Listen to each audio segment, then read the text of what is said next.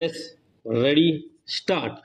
उपाध्यक्ष महोदय, पिछले 2 वर्षों में अनेक राजनैतिक और आर्थिक फैसले हुए हैं, परंतु आर्थिक तौर तरीकों में परिवर्तन की दिशा में जो कुछ किया गया है वह सबसे ज्यादा महत्वपूर्ण है। उदाहरण के लिए, बजट प्रक्रिया को गोपनीयता के अंधेरे से निकालकर बाहर की खुली हवा में लाया गया है। इसे सरकार के नए दृष्टिकोण का सबूत मानना ज्यादा सही होगा। यह नया दृष्टिकोण क्या है? राजीव गांधी की सरकार सुखी संपन्न भारत को नई सदी में ले जाना चाहती है। ऐसा नहीं है कि पहले की सरकारें भारत की गरीबी से परिचित नहीं रही या उन्होंने इस समस्या को दूर करने की कोशिश नहीं की। आज़ादी के बाद 4 दशकों में अर्थव्यवस्था को आगे बढ़ने और मजबूत बनाने के अनेक उपाय किए गए। कल कारखानों का जाल बिछाया गया और कृषि को आधुनिक सांचे में ढालने की कोशिश की गई, जिसमें हमें काफी सफलता मिली है। पर इस सब की गति इतनी तेज नहीं जितनी की होनी चाहिए थी। वस्तुतः नए आर्थिक सोच की झलक तो इंदिरा गांधी के कार्यकाल के अंतिम 2 वर्षों में ही मिलने लगी थी। फर्क सिर्फ इतना है कि अब समूचे आर्थिक कार्यकलाप के तौर तरीके बदलने की ओर कदम बढ़ाए जा रहे हैं।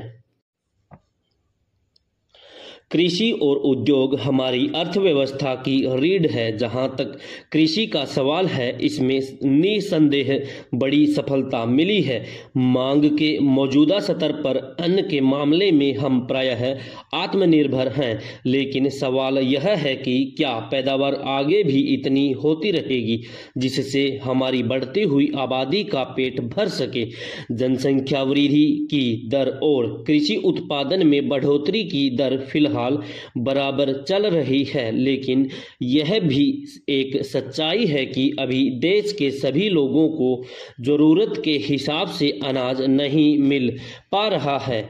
जो लोग अभी नितांत अभाव की स्थिति से गुजर रहे हैं, उनके पास पैसा आने पर खाने पीने की चीजों की मांग बढ़ना लाजिमी है। तब शायद उत्पादन वृद्धि की वर्तमान दर काफी नहीं होगी। इसीलिए कृषि के आधुनिक तरीकों का प्रसार करना नए आर्थिक सोच का एक महत्वपूर्ण अंग है। हरित क्रांति को उन इलाकों में पहुंचाने की कोशिश करनी होगी जहां खेती अभी भी पिछड़ी हुई है। इसके लिए यह जरूरी है कि प्रशासन और खेत के बीच की दूरी कम करनी होगी, तभी हम सफलता प्राप्त कर सकते हैं। खेती को दी जाने वाली सहायता ने जितनी जल्दी अपना असर दिखाया है, उद्योग क्षेत्र ने नहीं। इसके कई कारण हैं। पहली पंचवर्षीय योजना के शुरू होने के साथ औद्योगिक विकास के लिए खास उपाय किए गए। तब ऐसा समझा जा रहा था कि औद्योगिकरण एकांगी न हो, कुछ बुनियादी बड़े उद्योग लगें जो निर्माण उद्योग के लिए जरूरी माल तैयार करें। इसको ध्यान में रखते हुए बड़े बड़े उद्योगों को सरकार ने अपने हाथ में रखा और यह जरूरी भी था, क्योंकि उस समय भारतीय उद्योगपतियों के पास इतनी पूंजी नहीं थी कि अपने बलबूते पर ऐसे भारी उद्योग लगा सकें जिनमें पूंजी तो ज्यादा लगे पर तत्काल उचित मुनाफा होने की गुंजाइश न हो। अतः यहाँ स्वीकार करना होगा कि इस संदर्भ में बनी 1956 की औद्योगिक नीति कुल मिलाकर सार्थक रही। उद्योगों को लाइसेंस प्रणाली से बांधने का उद्देश्य यही था कि देश के पास उपलब्ध विदेशी मुद्रा को सोच विचार कर खर्च किया जाए, क्योंकि उस समय हमारे पास विदेशी मुद्रा बहुत कम थी। दूसरे, इस बात का भी ध्यान रखना था कि ऐसी वस्तुओं का उत्पादन न बढ़े जिनकी लोगों को उस समय उतनी जरूरत नहीं थी। लेकिन लाइसेंस, कंट्रोल और परमिट की बंदिशों के कुछ बुरे परिणाम भी निकले। जैसा कि आमतौर से होता है, जब कोई बंदिश प्रशासन का धर्म बन जाए। इन बंदिशों के परिणाम स्वरूप औद्योगिक उत्पादन कम हुआ, चौतरफा अभाव का माहौल बन गया और थोड़े उत्पादन से ज़्यादा मुनाफा कमाने की प्रवृत्ति उद्योगपतियों और व्यापारियों के मन में घर कर गई।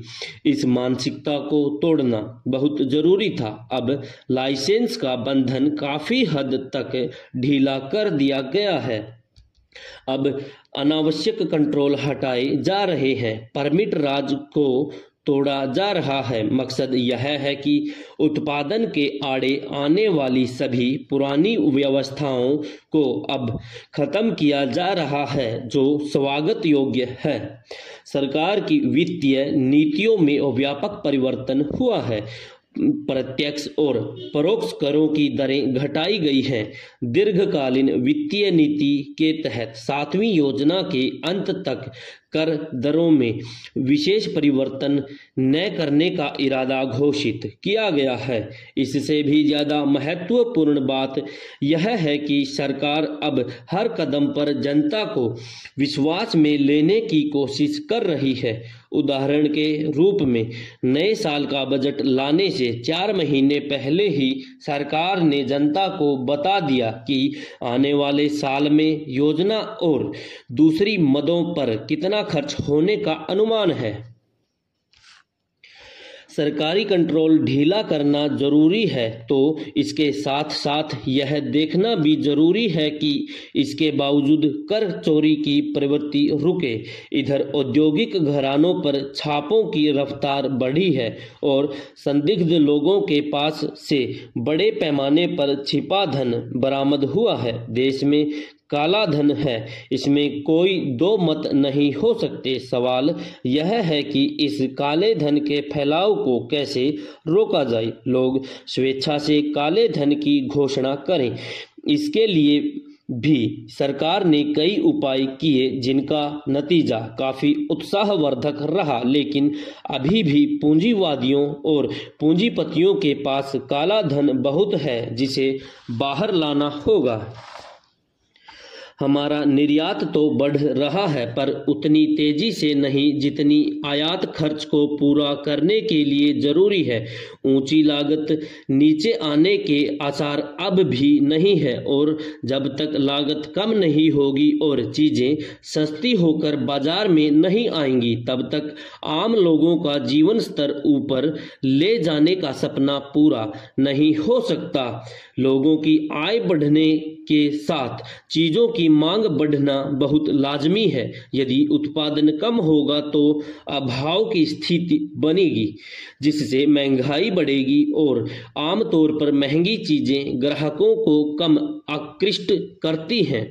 आशा है कि सरकार की नई आर्थिक नीति से इन सब बुराइयों को दूर करने में सहायता मिलेगी, भले ही इसमें कुछ समय लगे। विराम समाप्त।